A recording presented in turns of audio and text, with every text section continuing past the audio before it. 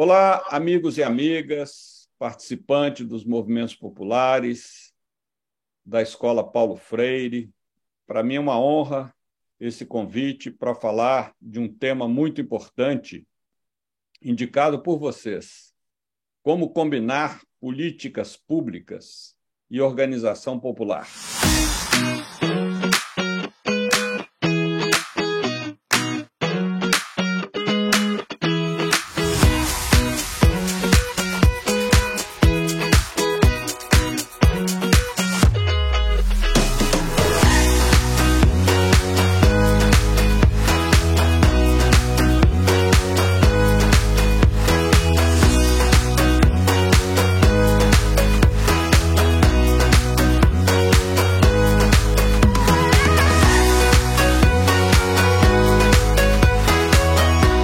Bem, se nós pensamos em organização popular, nós temos que, primeiro, mobilizá-las, ou seja, intensificar o nosso trabalho de base para que se multipliquem os movimentos populares. O grande problema do nosso povo brasileiro é que ele é sofrido, ele conhece esse sofrimento, ele tem consciência das dificuldades que atravessa, mas muitas vezes não sabe como se organizar para se fortalecer na luta por conquista dos seus direitos. Então, se falamos de organização popular, temos que, antes disso, repensar a nossa estratégia de trabalho de base para criar e fortalecer as organizações populares, multiplicar o número de militantes empenhados, comprometidos, engajados na conquista desses direitos básicos da cidadania. Direitos de classe, direitos de trabalho, direitos identitários, enfim, todos os tipos de direitos que hoje são negados, solapados, massacrados por esse governo neofascista que, felizmente, haveremos de tirá-lo nas eleições de outubro deste ano.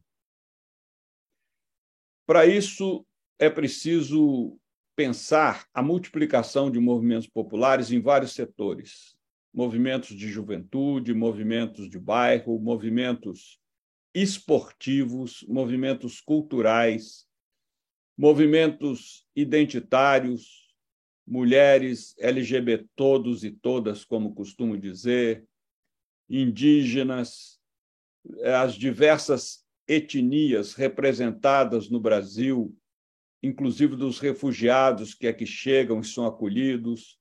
Ou seja, nós, dentro da nossa possibilidade, dos nossos talentos, dos nossos quadros militantes, devemos sempre mais multiplicar o número de organização popular.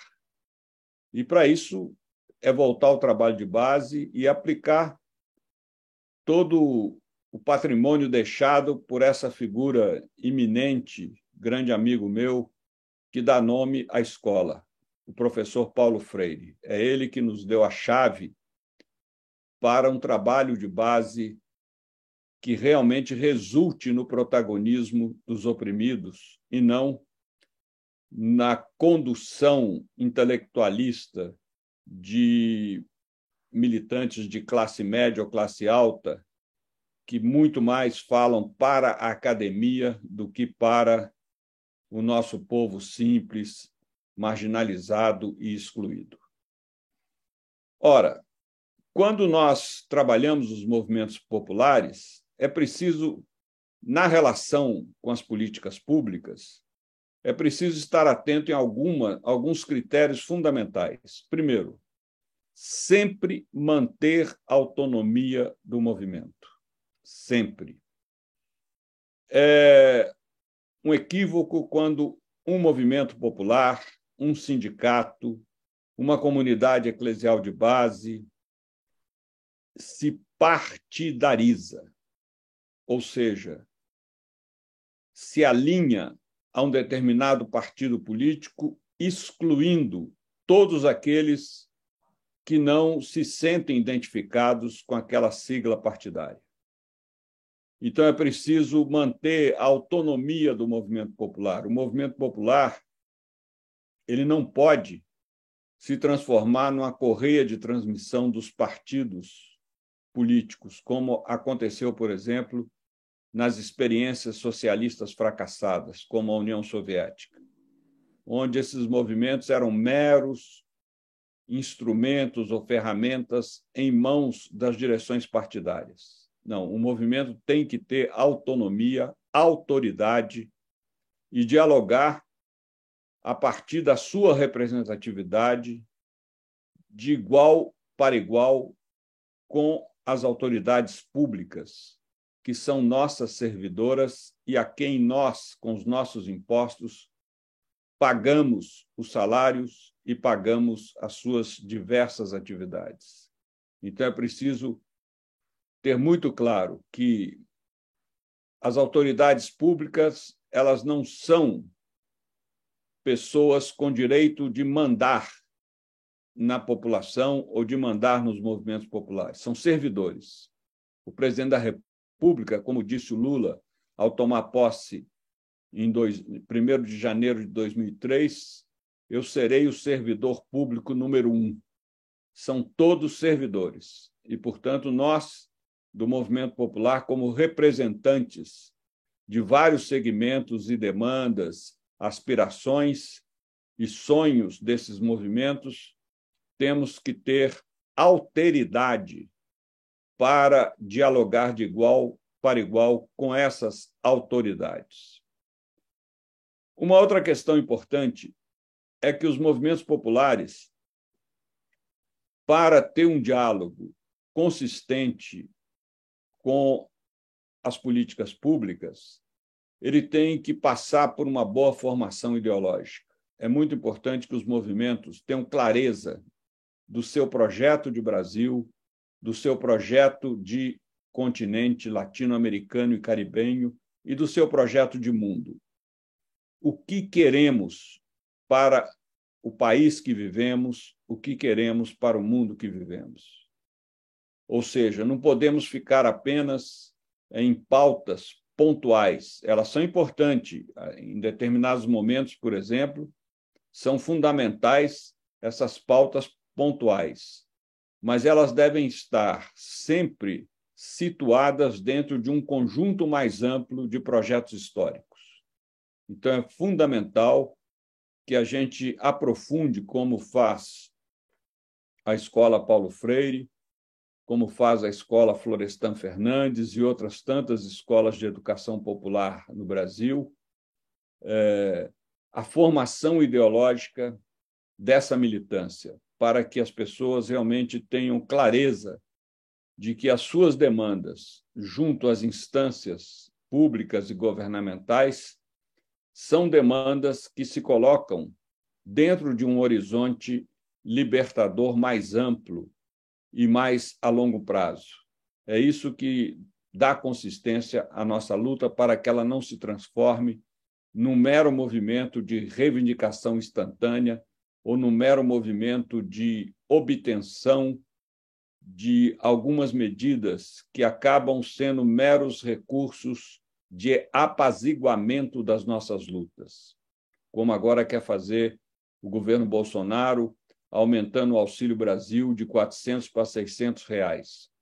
Isso é um mero jogo eleitoreiro, uma tentativa de desviar os eleitores da sua preferência ao candidato Lula para preferir esse candidato fracassado, sem nenhuma chance de vencer essas eleições, que é o atual presidente da República.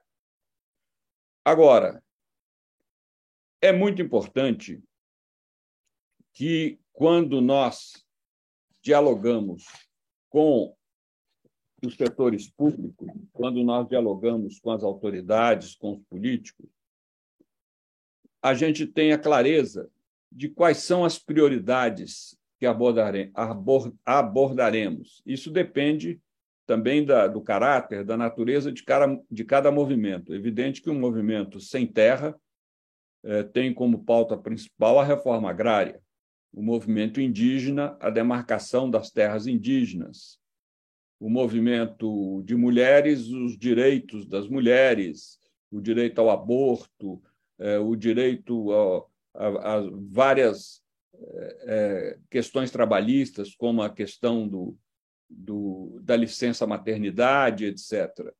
Quando se trata do movimento gay, é um movimento que tem que reivindicar, né, o direito ao casamento homoafetivo, o direito ao reconhecimento da sua identidade e nos espaços públicos, os diferentes gêneros sejam acolhidos com todo respeito e dignidade, enfim. Então, é muito importante que, ao dialogar em termos de políticas públicas, o movimento popular defina as suas prioridades. Cada movimento tem a sua natureza, o seu objetivo, e deve ter claro essas prioridades.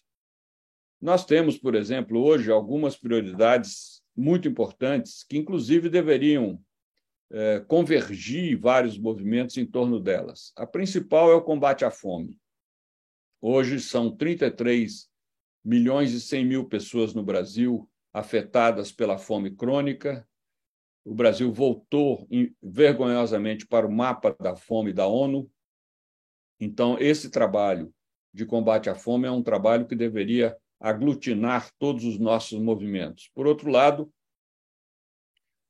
pressionar as autoridades públicas para um projeto de segurança alimentar, voltar a reinstalar o CONSEA, o Conselho Nacional de Segurança Alimentar, que foi extinto pelo Bolsonaro, né, como também o CONAMA, que é o Conselho Nacional do Meio Ambiente, que também foi extinto pelo Bolsonaro, e vários outros conselhos nacionais que são muito importantes.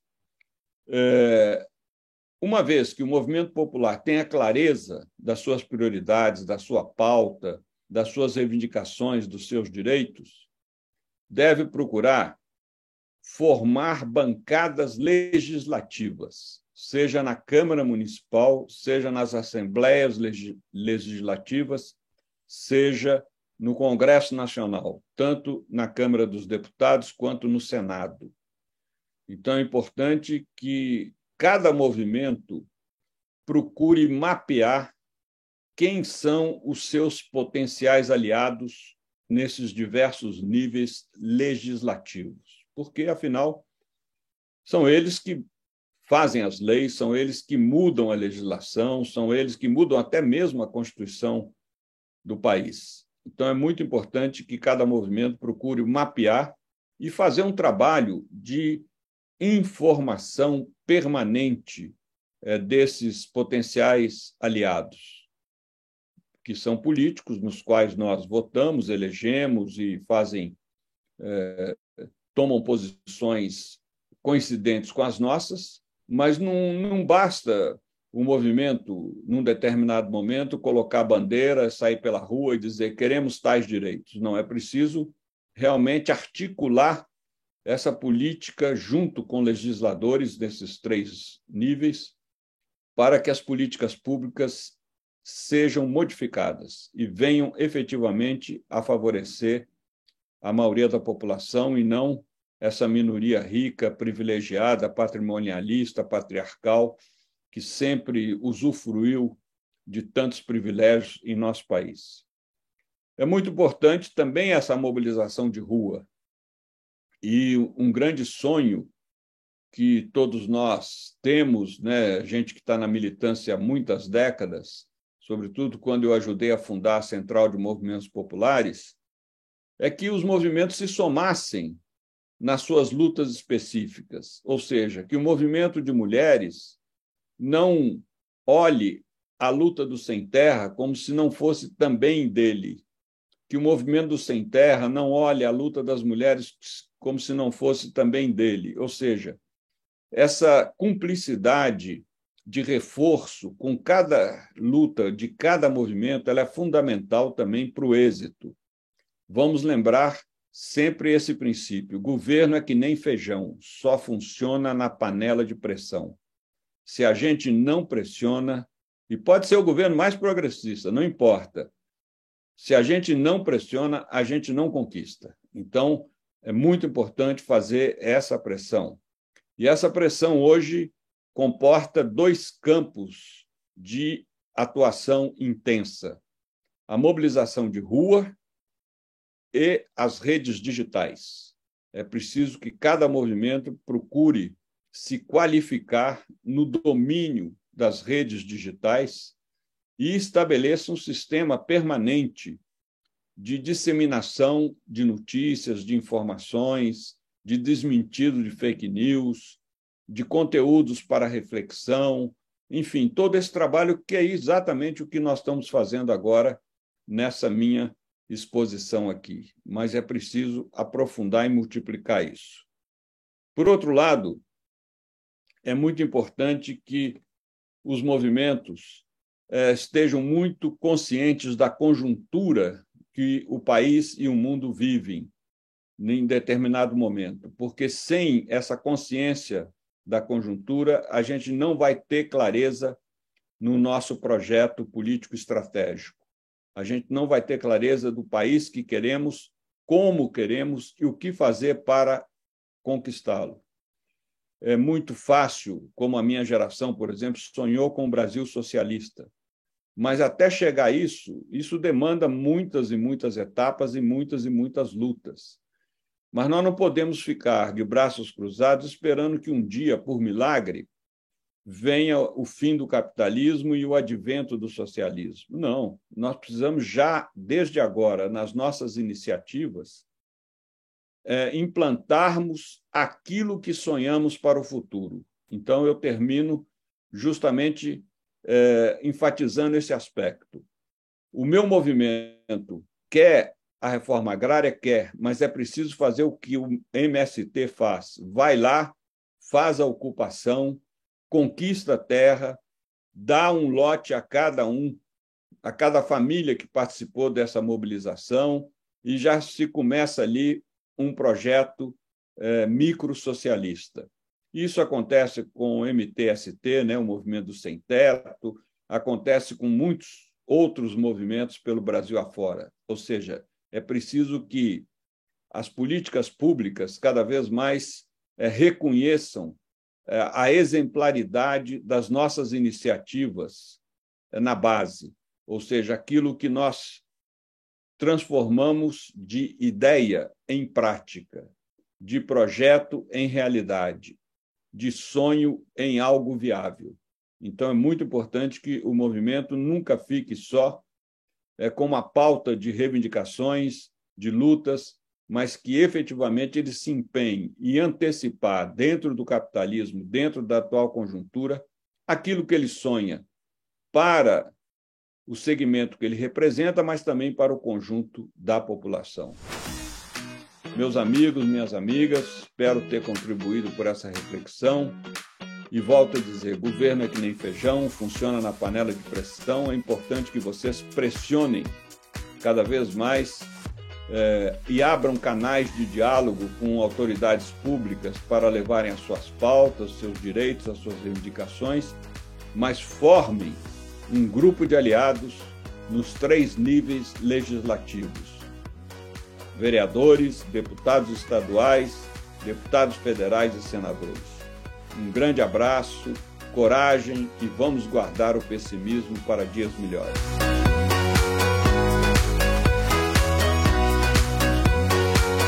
Boa tarde, aos companheiros e companheiras da Escola Nacional Paulo Freire, que estão participando do curso Reconstrução do Brasil. Meu nome é Pedro de Carvalho Pontual, e junto com o Frei Beto, estamos procurando dar uma contribuição ao módulo do curso sobre como combinar política pública com organização popular. O meu vínculo com esse tema vem de há muito, digamos assim. Eu sou educador popular, mestre e doutor em educação pela PUC de São Paulo. Com a minha dissertação teve essa temática, em torno da experiência do Mova São Paulo, do qual eu participei da concepção, junto com o nosso querido Paulo Freire, que dá o nome à nossa querida escola, e que foi justamente uma tentativa de combinar, na forma de parceria, a organização dos movimentos com a política pública de alfabetização. E a minha tese de doutorado foi em torno da experiência de orçamento participativo, da Prefeitura de Santo André, na gestão do saudoso e querido prefeito Celso Daniel, uma das figuras mais importantes de elaboração, tanto das questões de poder local, desenvolvimento local, como também da participação e da gestão democrática. Então, além do meu vínculo desse tema no plano de governos locais, num período mais recente, eu ocupei a função de diretor de participação social da Secretaria Nacional de Articulação Social, da Secretaria-Geral da Presidência da República, no primeiro mandato da presidenta Dilma, de 2011 a 2015. Bem, eu penso que o Frei Beto deu uma contribuição assim, bastante importante, bastante densa, sobre justamente essa dimensão da importância da organização popular, para a incidência nas políticas públicas.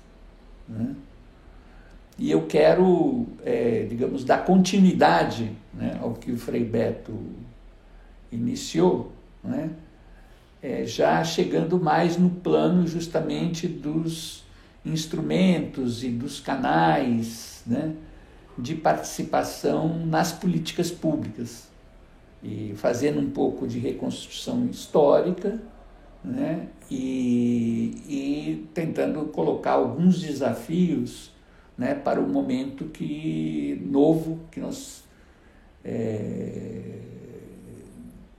certamente poderemos ter, a partir das eleições de outubro, de um novo ciclo, digamos, de governos democráticos, tanto no plano federal, quanto esperamos também no plano dos estados. Bem, eu queria iniciar com uma frase da filósofa Hannah Arendt. A Hannah Arendt, num livro intitulado As Origens do Totalitarismo, de 1951, ela diz: a liberdade é liberdade para a participação política, senão, não é nada. Então, com essa inspiração da citação da Hannah Arendt, eu vou procurar desenvolver a minha conversa com vocês, tentando mostrar assim, que a participação popular, ela é um direito humano, ela é um direito do cidadão, ela deve se transformar numa política de Estado, e para se transformar numa política de Estado, ela precisa ser também um método de governo ou um método de gestão.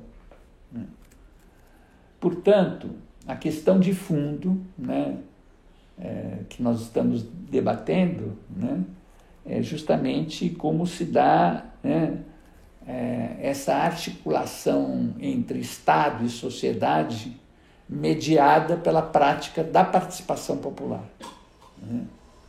Quais são as articulações, as tensões, as possibilidades, os limites nesta relação Estado-sociedade mediada, né, pela participação popular. Nesse sentido, a participação popular, né, ela tem o que a gente chama de um sentido estratégico, né, na reconstrução do Brasil, num projeto de reconstrução do Brasil. Né? Já lá nos anos 90, né, quando as forças progressistas começaram a conquistar governos locais, na teorização que o Partido dos Trabalhadores começou a fazer das gestões, né, que ele conquistou naquele período, a gente costumava dizer que as gestões petistas, né, elas tinham dois pilares, né? O pilar da inversão de prioridades e o pilar da participação popular. E que só era possível haver inversão de prioridades havendo participação popular. Né?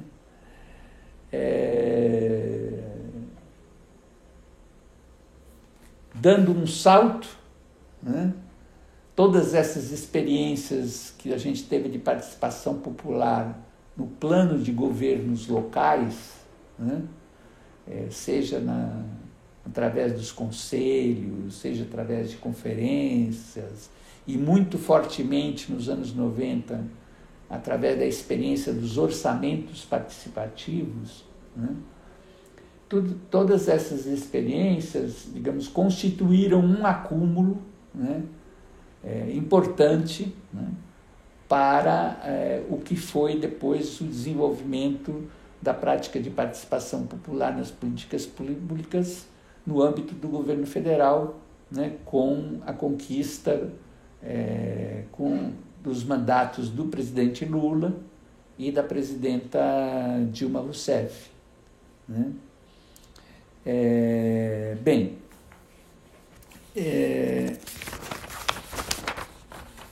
Para vocês terem uma ideia, né, dessa dimensão da participação como direito humano, né, a gente pode ver que esse tema já estava presente, inclusive na Declaração Universal dos Direitos Humanos, de 1948, quando lá no seu artigo 21 daquela declaração se dizia: toda pessoa tem o direito a participar do governo do seu país, diretamente ou por meio dos seus representantes eleitos. Também na nossa última Constituição, né, a Constituição de 1988, né, também chamada de Constituição Cidadã, né, esse direito à participação estava presente em diversos artigos da Constituição, a começar do artigo 1º, onde nós podemos ler lá, né, num parágrafo único do artigo 1º, que todo poder emana do povo, que o exerce por meio de representantes eleitos ou diretamente nos termos desta Constituição. Né?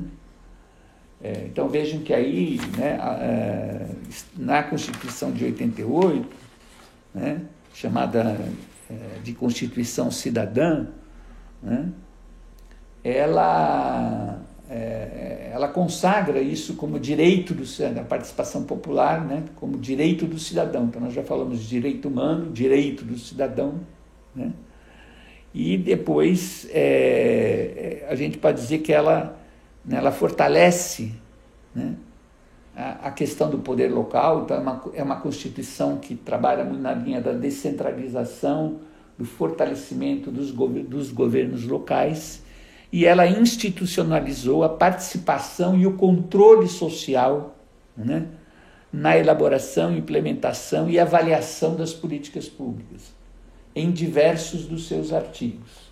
Né? A partir desses artigos presentes na Constituição Federal, depois nós tivemos, né, como desdobramentos, né, a luta pela construção do SUS, né, que incorpora, né, a participação popular como um dos seus pilares fundamentais, né, descentralização, regionalização e participação popular, né. A constituição do SUAS, do Sistema Único de Assistência Social, que tem como pilar também a participação social, e nesses casos sempre pensadas desde o poder local, governo, municípios, no âmbito estadual e no âmbito do governo federal. Também o sistema de garantias de direitos de crianças e adolescentes, né, que se constituiu muito a partir das lutas também dos movimentos sociais, né, no plano da educação também, né, se constituíram, né, o sistema também de segurança alimentar, né, o CISAM, o Sistema Nacional de Cultura, né, foram todos desdobramentos disso que estava lá na Constituição de 1988. Né. Nós podemos dizer, portanto, né, que o processo de construção democrática, né,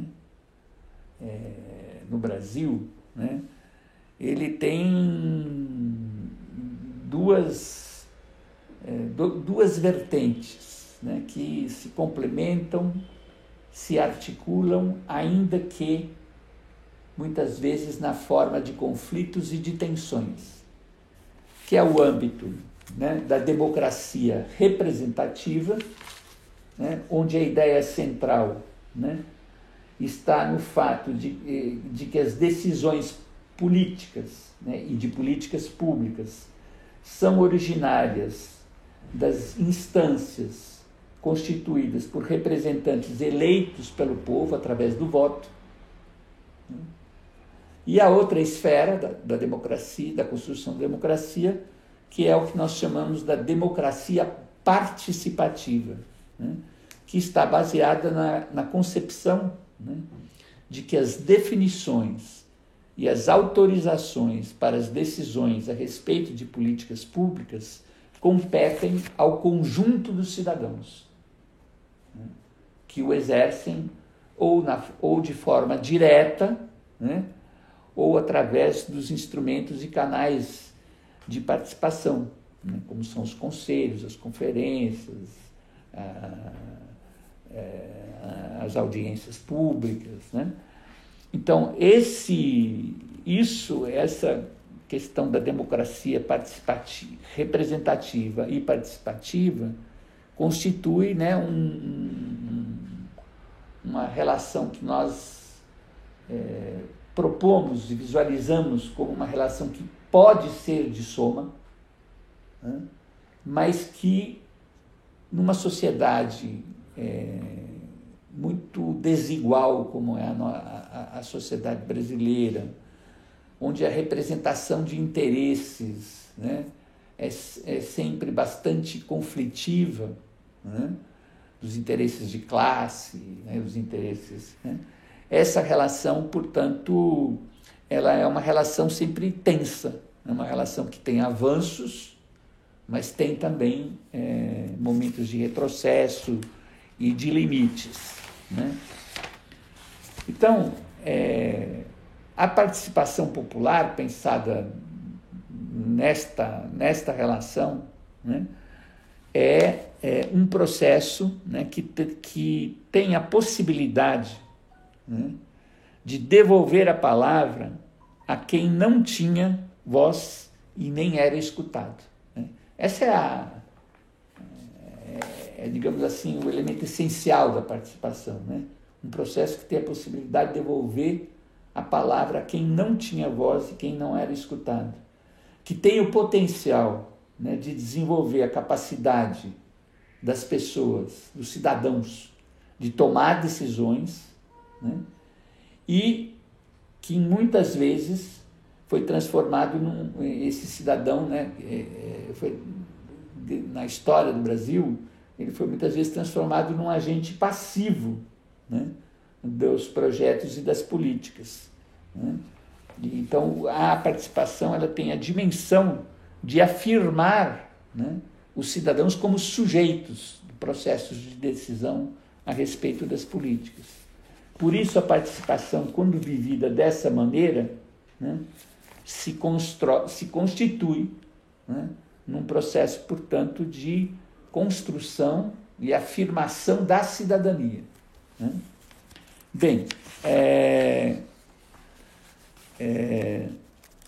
quais são, portanto, a Constituição, a gente pode dizer, né, que o principal objetivo, né, da participação popular nas políticas públicas e da constituição do que a gente chama de uma esfera pública, né, essas esferas públicas, como são os orçamentos participativos, os conselhos, as conferências, as audiências públicas e tal, elas contribuem para fortalecer o Estado e a sociedade civil, né, com o objetivo principal, né, de, digamos assim, incluir os interesses das maiorias, né, sobretudo das classes populares, dos excluídos, dos discriminados, incluir os interesses das maiorias nos processos de decisão política, estabelecendo assim, né, o que a gente poderia chamar de uma contra-hegemonia popular.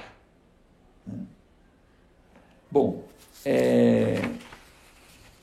quando nós estamos falando em participação nas políticas públicas, né, nós estamos compreendendo que essa participação deve se dar em todos os momentos dos processos de implementação de uma política pública ou de um programa público, né, um projeto. Portanto, ela deve se dar antes da construção, né, dessa política pública, ela deve se dar durante o processo de construção da política pública e ela deve se dar depois da construção dessa política, desse programa. Portanto, a participação ela é estratégica, né, na construção do que a gente chama de uma cultura cidadã, né, e deve acompanhar todas as etapas do que a gente chama do ciclo de uma política pública, que envolve, né, como eu disse, a construção da política, a implementação da política e os processos de avaliação dessa política pública. Quais são, né, alguns dos instrumentos, né, de participação, né, que foram sendo construídos ao longo da história, né? Eles precederam a própria Constituição de 88, alguns se criaram antes da Constituição, mas que digamos assim, se tornaram, se capilarizaram, né, na sociedade, desde o governo local até o nível federal, muito a partir da Constituição de 88. Ela é um marco, né? Então, quais são algumas dessas formas? Eu já me referi aos conselhos de políticas públicas, né, que tem desde lá do plano municipal, né, diversos conselhos, no plano estadual e no plano federal, as conferências de políticas públicas, que embora tiverem sem origem antes dos governos do presidente Lula e da presidente Dilma, né, a Conferência, por exemplo, de Saúde data lá dos anos 50, a primeira Conferência Nacional de Saúde. Mas, sem dúvida, foi nos governos do presidente Lula e da presidente Dilma que se intensificou e se ampliou para quase todas as áreas das políticas públicas a utilização deste instrumento das conferências, né? Nós temos a questão dos fóruns, os fóruns de políticas públicas. Então, a gente tem Fórum Nacional de Segurança Pública, Fórum Nacional de Educação, né? Fórum Nacional de Cultura, as ouvidorias públicas, que são um mecanismo de escuta direta do cidadão, de avaliação que ele faz da qualidade dos serviços públicos, as audiências públicas, né, que são utilizadas tanto no Poder Executivo, para discussão de determinados projetos, por exemplo, audiência pública para discutir a construção de uma usina hidrelétrica, audiência pública a respeito do programa Brasil Sem Miséria, né? Mas também são fortemente, as audiências públicas também são fortemente utilizadas no Poder Legislativo, né? Depois nós temos as formas de participação que a gente chama direta, né? De democracia direta, e que inclusive estão para ser melhor regulamentadas, né? E que infelizmente nós temos ainda poucas experiências de experimentação direta dessa forma de participação, que é o caso dos plebiscitos, dos referendos e das iniciativas populares de lei, né? Nós temos ainda, de uma maneira bastante genérica, né, as chamadas consultas públicas, né? E que com o processo de intensificação, né, da utilização de novas tecnologias, novas formas de comunicação, redes sociais, as consultas públicas elas têm um forte componente, digamos assim, digital, né? São projetos que se abrem para consulta pública, que o cidadão pode opinar numa plataforma, né? Como se abriu agora um processo de consulta pública sobre as propostas iniciais do programa de governo, né, da coalizão de partidos que está reunida em torno do presidente Lula, né? Se abriu um processo de consulta pública para sugestões, né? E o que a gente chama também, de maneira genérica, de mesas de diálogo e negociação, né? Que aí são mesas que discutem pautas concretas. Então, por exemplo, durante os governos do presidente Lula e presidente Dilma, a gente tinha mesas de negociação para discutir o problema da cana-de-açúcar, das negociações, né? Inclusive no âmbito do trabalho mesmo, né? Que envolvia as relações de produção na cana-de-açúcar, mesa de negociação sobre políticas de infraestrutura, né? Mesas de negociação e diálogo, por exemplo, com as pautas trazidas por diversos movimentos rurais, como é o caso da Marcha das Margaridas, de manifestação do movimento Sem Terra, etc., né? Essas diversas formas de participação, né, elas requerem, né, para que elas tenham, digamos assim, uma qualidade, né? Porque não basta a gente criar esses instrumentos, né? É necessário que esses instrumentos proporcionem o que a gente chama de qualidade da participação. Qualidade da participação, o que é? Não é numa perspectiva, obviamente, meritocrática, que nós estamos falando aqui, nós estamos falando de qualidade da participação com relação aos seus objetivos. Ela proporciona, de fato, ela dá voz, essas várias formas de participação. Elas permitem isso de dar voz aos que deixaram de ter voz ou nunca tiveram voz, né? Ela permite a explicitação e a expressão das demandas, né, trazidas pelos movimentos, pelos cidadãos. Ela permite o diálogo e negociação em torno dos conflitos, né, que são trazidos, né? Esses espaços eles são efetivos, né, na efetivação dos direitos que estão embutidos, né, direito à educação, direito à saúde. Esses espaços são efetivos, eles de fato mudam as políticas públicas. Então, isso são todos critérios, eu diria, para a gente, perguntas, né, para a gente avaliar a qualidade da participação, né? E eles exigem da parte do governo, né, uma vontade política de implementar esses instrumentos, essas formas de participação. Essa vontade política, inclusive, deveria se expressar num investimento, né, inclusive de recursos para essa participação, né, recursos para realizar as conferências, para qualificar o trabalho dos conselhos, para fazer formação, né, dos atores da sociedade civil e também dos gestores e técnicos que participam desses canais de participação. O governo deve criar condições, né, para que a participação ocorra, né, de forma qualificada e, portanto, investindo na capacitação, na produção de informações. Né? Um dos elementos centrais para essa participação ser efetiva é que as pessoas que participam nesses espaços tenham a informação adequada, né? Do que é aquela política pública, de quais são, por exemplo, os recursos orçamentários alocados para a realização daquela política pública.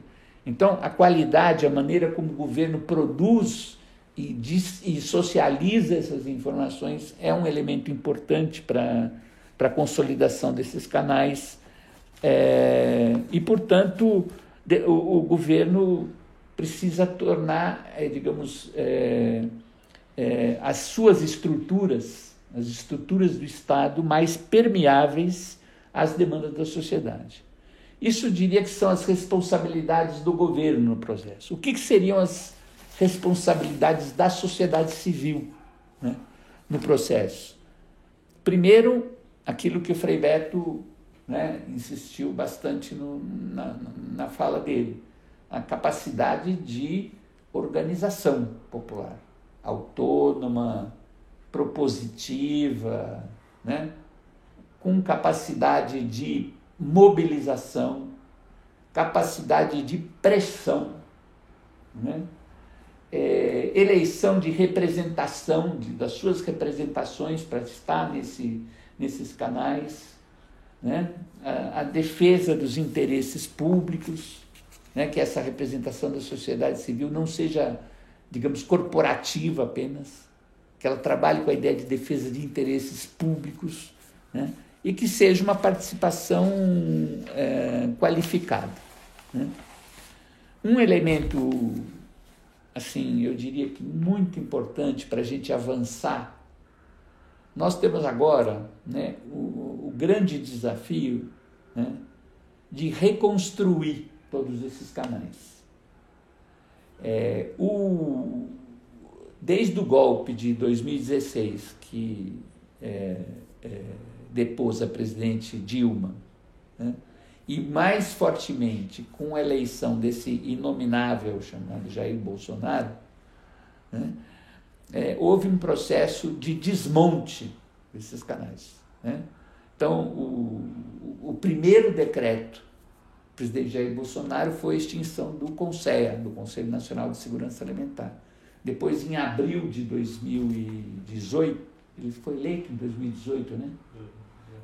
Então, foi em abril de 2019, ele faz aí um decreto, né, extinguindo uma quantidade enorme de conselhos, fóruns, comitês, né? Ele só não conseguiu extinguir aquilo que estava, digamos assim, previsto em lei, né? Em lei maior, como é o caso do Conselho Nacional de Saúde, por conta do SUS, do Conselho Nacional de Assistência, por conta do SUAS, dos conselhos de criança e adolescente, do CONANDA, mas mesmo em relação a esses que ele não conseguiu destruir, digamos, a ação do Estado, né, do governo, foi de esvaziar o papel desses conselhos. Né? Então nós temos uma tarefa agora de reconstruir, né?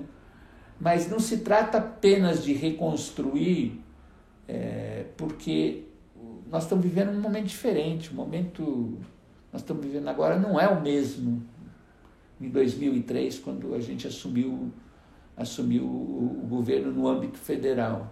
Né? É um momento distinto, houve muitas transformações na sociedade, desde as relações de trabalho, as relações sociais, aprofundamento da desigualdade, enfim, tudo isso que vocês já viram certamente em outras unidades aqui do curso. Então, se trata da gente, ao mesmo tempo, reconstruir, mas com um olhar crítico, ou seja, o que a gente precisa aperfeiçoar, né, nesse processo de reconstrução. Um dos elementos que eu considero chave, né, é que a gente avance no sentido de que esses instrumentos e formas de participação sejam cada vez mais deliberativos, né? Ou seja, que a participação se transforme num processo de decisão, né? Essa é uma questão muito delicada, né? É muito delicada porque, além, obviamente, da oposição que a direita, né, os setores conservadores fazem a essa ideia de instrumentos e canais deliberativos, né, na próprios setores progressistas e de esquerda, né, muitas vezes tem um temor, eu diria, muito grande à implementação desses canais como canais efetivos de deliberação, né? Há sempre uma justificativa ideológica: olha, se eles forem deliberativos, podem prevalecer interesses que não são os interesses da maioria, a gente pode ter disputa com setores conservadores, então se poder...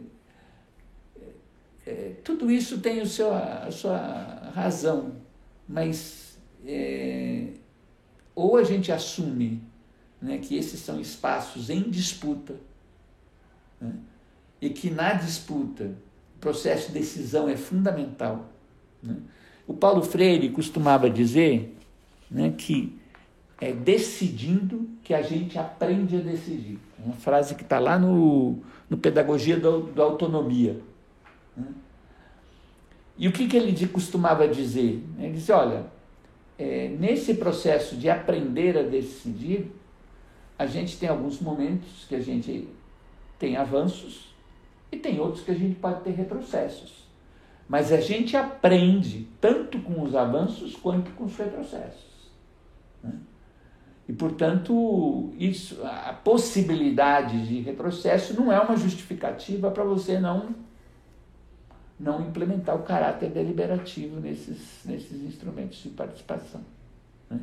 Nós estamos tentando colocar aqui alguns desafios, né, para esse próximo período, né, de reconstrução e aperfeiçoamento e ampliação, né, dessas formas de participação popular nas políticas públicas. Então, eu já me referi à necessidade de se avançar no poder deliberativo dessas instâncias, já me referi à necessidade de se trabalhar na construção da autonomia, entendida como força e capacidade organizativa desses instrumentos, para que eles não fiquem vulneráveis a um ditador de plantão, né?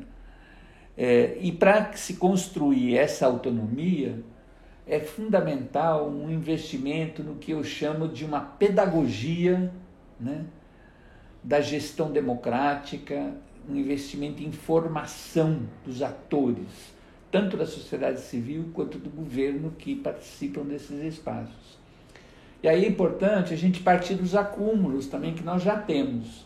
Então, no período de gestão do presidente Lula e da presidente Dilma, a partir da experiência que começou lá no Fome Zero, com o Talher, né, implementado no período em que o Frei Beto estava no governo, e depois que se continuou através da rede de educação cidadã, se fez um amplo processo de debate, né, com movimentos sociais, pesquisadores, educadores, etc., que resultou neste documento aqui, que se chama o Marco de Referência da Educação Popular para as Políticas Públicas, né, onde aqui há todo um referencial, né, de como o que a gente chama da educação popular, né, e do pensamento freiriano pode contribuir para a democratização, né, das políticas públicas, para a construção disso que a gente está chamando da autonomia desses espaços. O outro desafio, que a gente já tem também um acúmulo, né, mas que continua muito presente, é que muitas vezes esses espaços, essas formas de participação, elas não dialogam entre si, né? Elas se dão de maneira, elas têm uma arquitetura, digamos assim, muito fragmentada, que de alguma maneira reproduz a fragmentação das próprias políticas públicas, né? Então, qual é o desafio? É justamente a gente criar formas de articulação, né, que permitam a construção de relações de complementariedade ou de interseccionalidade, como se tem falado, entre esses canais de participação, né?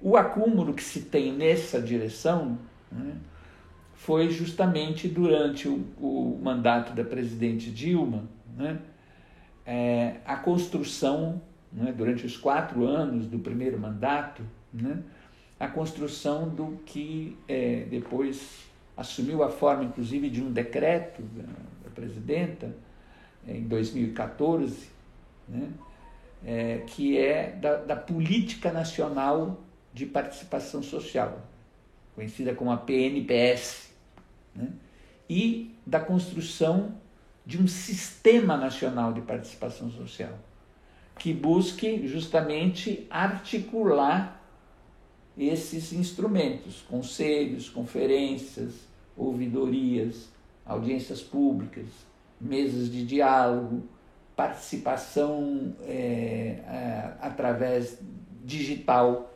né? Nesse sentido, também o marco civil da internet é um referencial importante a ser retomado, ser revisto, ser atualizado, mas o desenho, né, do que foi a Política Nacional de Participação Social e a proposta de um Sistema Nacional de Participação Social, eu creio que pode ser um bom ponto de partida. Diga-se aqui que ele teve tanta consistência de alguma maneira, ainda que a gente não tenha tido tempo de implementá-lo efetivamente, mas ele teve tanta consistência que foi uma das ações, junto com o PNDH3, Plano Nacional de Direitos Humanos 3, que também foi construído através de um amplo processo de participação popular. Essas duas políticas que acenderam, digamos assim, as garras da direita e dos conservadores, né? Editoriais, inclusive do jornal Estado de São Paulo, dizendo que essa prática da soberania popular pretendia substituir a função que é legítima da democracia representativa, dos deputados, dos parlamentares, e atacando isso, né? Dizendo que a gente estava querendo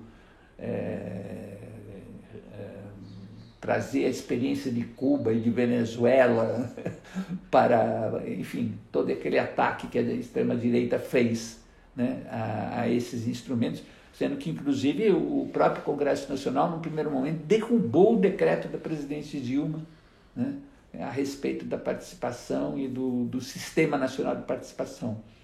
Então, ali tem elementos importantes. Aqui, no caso de São Paulo, o prefeito Fernando Haddad, na sua gestão, chegou também a construir uma política municipal de participação social e um sistema de participação social, enviou isso como projeto de lei para a Câmara. Então, acho que são elementos de acúmulo, né, que podem ser pontos de partida para esse novo período que a gente vai enfrentar. Lembrando, né, que não se trata de simplesmente aplicar essas coisas, né, mas de olhá-las com um olhar crítico, olhá-las de acordo com os desafios que estão colocados hoje, né? Então tem um elemento, por exemplo, novo que é fundamental, que é a questão das redes sociais, né? Que estava lá presente, lá atrás, quando a gente começou a elaborar esses marcos, mas não tinha o peso que ela adquiriu hoje, né? Como espaço de participação também, né? De construção, de disputa, né? De hegemonia, de disputa de interesse. Então a gente tem que repensar isso, qual é o lugar das redes sociais, da participação digital num projeto de participação, né? Então eu vou com isso concluindo, né, a minha contribuição, né, com uma esperança muito grande, né, de que a partir dessas eleições de outubro a gente consiga colocar um freio no avanço desse neofascismo que se instalou no nosso país e consiga fazer uma virada democrática novamente, né, que permita a gente retomar o processo de construção da participação popular nas políticas públicas, da organização popular para incidir nas políticas públicas. Então, meus parabéns à Escola Paulo Freire pela realização desse curso de reconstrução do Brasil e também pela introdução desse módulo tão importante da participação, da relação entre política pública e organização popular.